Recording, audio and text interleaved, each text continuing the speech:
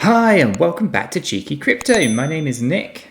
And my name is Chris. And Nick, what do we got in store today? Today, Chris, we're taking another cheeky look at XRP. Just so much news popping out there at the minute. So we're going to take a look at what the head of global institutional markets says XRP is addressing a multi-trillion-dollar market. And a lot of people know what this is, and we're going to just dive in a little bit for the newbies as well. Chris, we're also going to have a look at the markets. We're going to cover what happened in the last 24 hours. We're going to hop over to the XRP to USD chart, see what's going on there, and give our thoughts on what's going to happen in the short term and longer term stuff. So it's going to be an interesting one. So do stick around for that. And then obviously we're going to jump into what this is articles we're talking about in terms of this multi-trillion-dollar problem that XRP is solving. So as always, guys, if you find this useful and informative, go ahead and smash that like button for Chris. He really appreciates it. And if you're new here, go ahead and subscribe to the channel. By subscribing, you'll be kept up to date with all the videos and live streams that we do here at Cheeky Crypto. And with that said, let's jump on over to the markets, Chris, and take a look at what's going on there. Yeah, let's do it. I love this project. Right, here we are on CoinMarketCap. Just going to give this a quick refresh, and we can see that the overall market cap for crypto assets here is at 565 billion USD. We have a trading volume of 118 billion, and Bitcoin's dominance is 62.5%. We watched 20 different projects here on Cheeky Crypto, and all of them, with the exception of just one, which is Ren here, are in green. So 19 greens, 1 red is not a bad day, Chris. Not bad at all. Not bad at all. XRP is currently at 3.37% up, and if we give that a click, we can see here it's currently trading at 57.9 cents, 3% up for the day.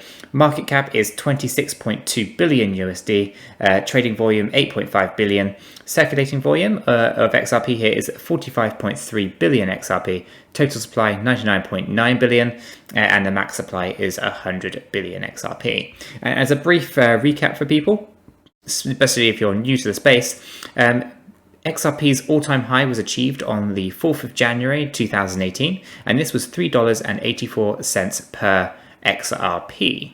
Okay, so obviously those are the spikes that you're seeing here, and we are way down here at the moment. So there's still quite a way to go in that regard.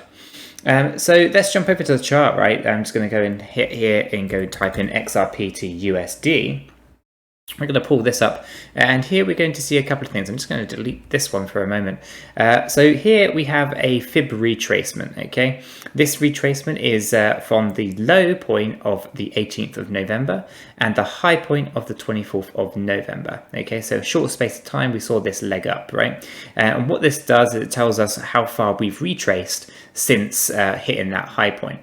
Okay, so the red zone here has a line that you can't see because it's also on a point of resistance and support, but that's 23% retraced, okay, that red line there. This darker green line just here, where we are trading currently just in between, is 38% retraced. Then the darker line here is 50%, and so for 61, 78, and then all the way down here is 100% back to where you started. So yesterday we saw a huge red candle. Okay, this dropped all the way from this level here. The opening was 63 cents, all the way down to a low of 55.4. Okay, so basically right here is the low point, basically bouncing between these two red lines. Okay, so this is acting as a support line, and this is acting as a resistance line. So currently, today, as I saw this yesterday, I was like, there's no way that we're going to get through here, and so most likely we're going to have a green candle today, which we do see. We see that green candle. Too much buying pressure, the bears cannot pull it back down. I am anticipating that we should see another leg up a little bit for tomorrow, and eventually I'm thinking that we're going to hit this this level of resistance and we'll pierce through it, mainly because as we progress through, we're getting closer and closer to the 11th of December, which I think is going to be a very key day for a lot of people. I think at this point here we are going to see significant gains occurring, because I think there's going to be a whole shift of different assets moving away from things like let's say Bitcoin or Ethereum or Cardano, whatever it might be, into XRP for a very brief space of time. That a snapshot will happen on the XRP ledger, and then all the assets will flick back to what they were before. I imagine it will happen quickly. I could be wrong, of course. At the moment, this is much lower in terms of price than I thought there would be for XRP. But with that being said, I'm still expecting a spike up. Now, Chris and I differ slightly on opinions on how high this thing can go. So Chris thinks potentially all-time high level, right? You're sitting in that 90% camp, is that right? I am in the 90% camp. All-time high. I'm not talking like massively over the all-time high.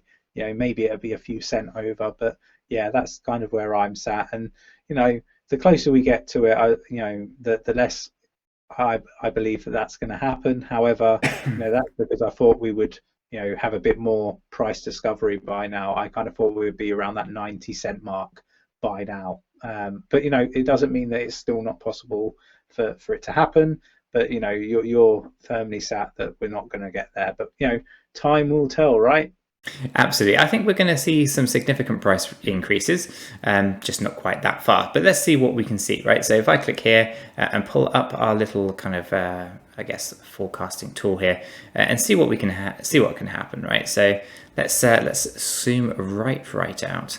Assuming we're going to go past a lot of these areas here, and we're going to continue in the upward direction, right? So the all-time high was, I think, $3.38. So in this kind of range here, right? So if that were to happen, we're going to be talking about a 485% gain on the current position.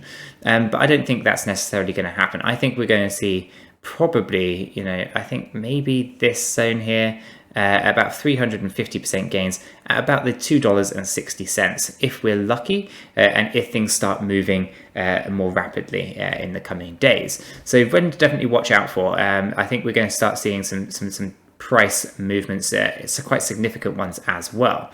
Now, obviously, as we approach 2021, things do heat up even more.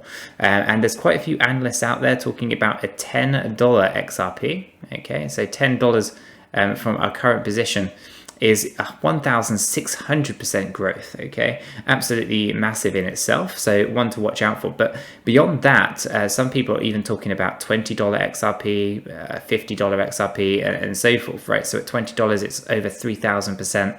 If we go to $30, we're at 5,000%, right? And if we were going to go crazy and say, okay, so it's going to be somewhere between $55, right? So $55 here, that brings it in at just 9,400%.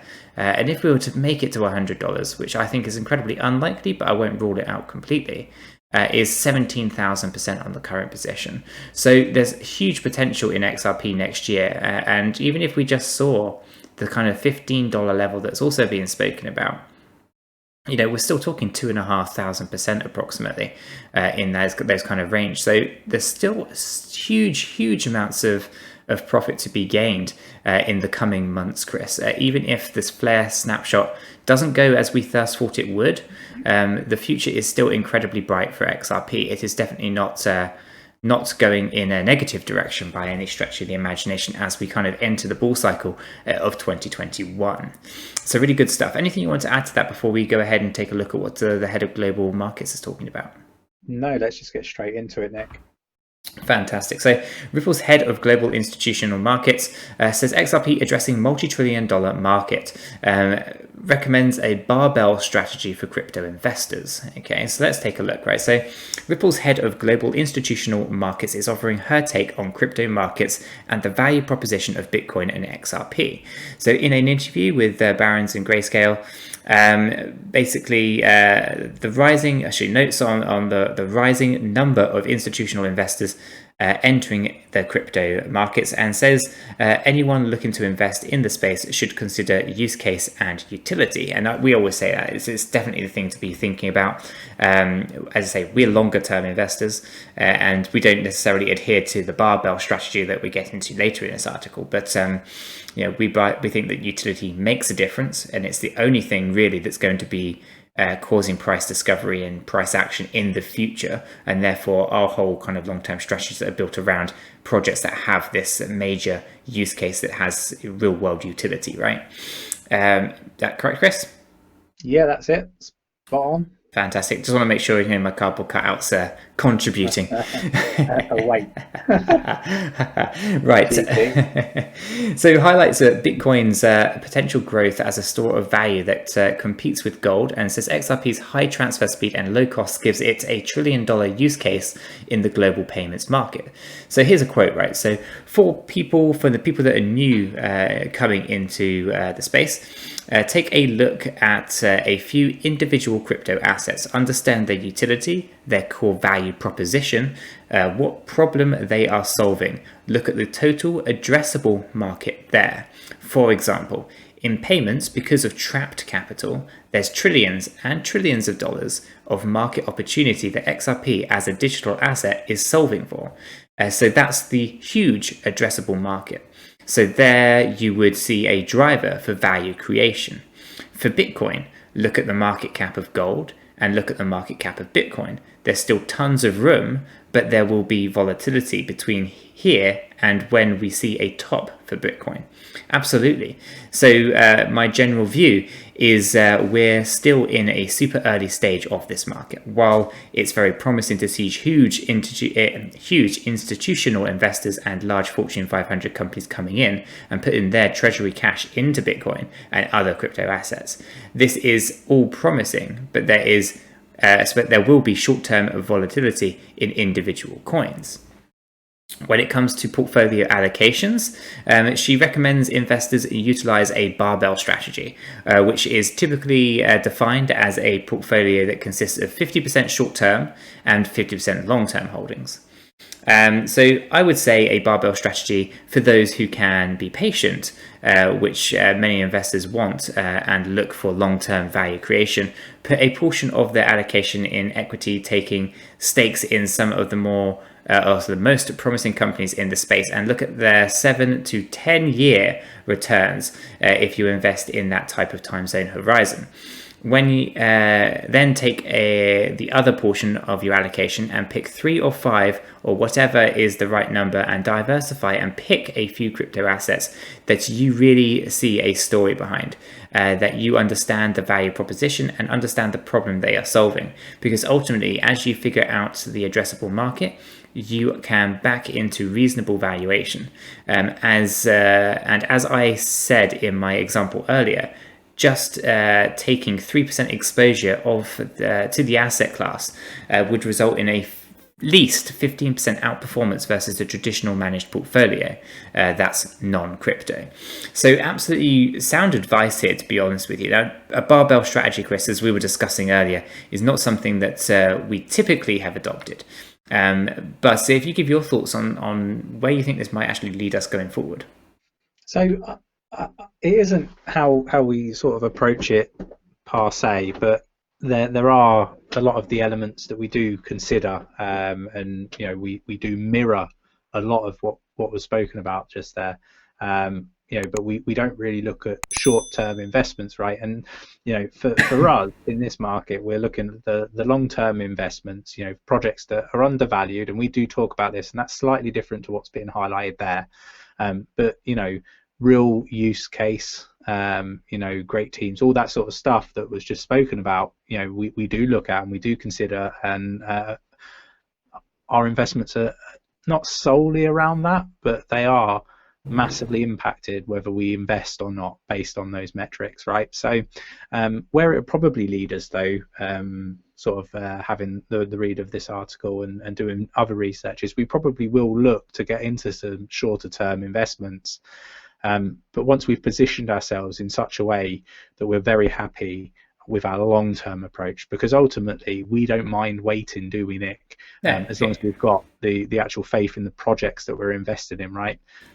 So we're quite comfortable with our approach. We think it's very similar, and actually we will look to get into some shorter term investments, but we want to position ourselves well first in our long-term ones. Absolutely. It's like stacking one half of that barbell first, which is our long-term, and then once we're happy with our long-term exposure, we will then look to those shorter term. I think that's probably the better strategy for us personally. But yes, definitely some of the interesting points that are raised in that article, specifically around, how, they're actually looking at the markets and how to go about strategizing.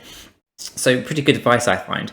And guys, if you found this useful and informative, do go ahead and smash that like button for Chris. He really appreciates it. I really appreciate it. The whole cheeky crypto community appreciates it. And if you're new here, go ahead and subscribe. By subscribing, you'll be kept up to date with all the videos and live streams that we do on the Cheeky Crypto channel. And with that said, we hope you have a fantastic day, and we'll catch you guys in the next one. Yeah, take care, everyone.